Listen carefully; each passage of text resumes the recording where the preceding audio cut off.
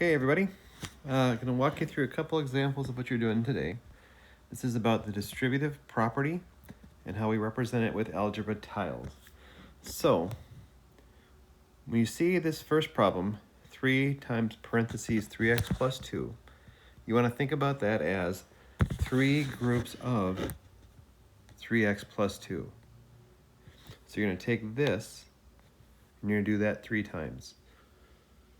So we just simply draw out 3x plus 2 with algebra tiles. So I'm going to draw 3x tiles and 2 single tiles. And that is 3x plus 2.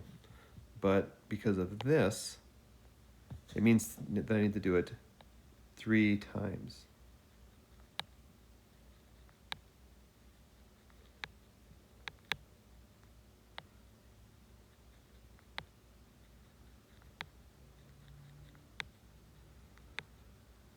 So again, I have 3x plus 2, 3x plus 2, 3x plus 2.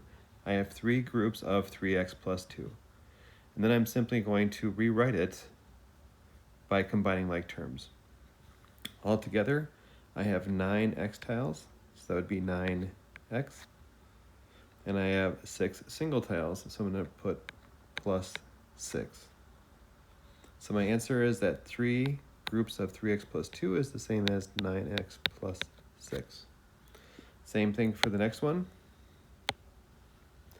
4 groups of x plus 4. So I just draw an x tile and 4 single tiles. And then I need to have 4 of those groups. There needs to be 4 of those. I have to do that 4 times.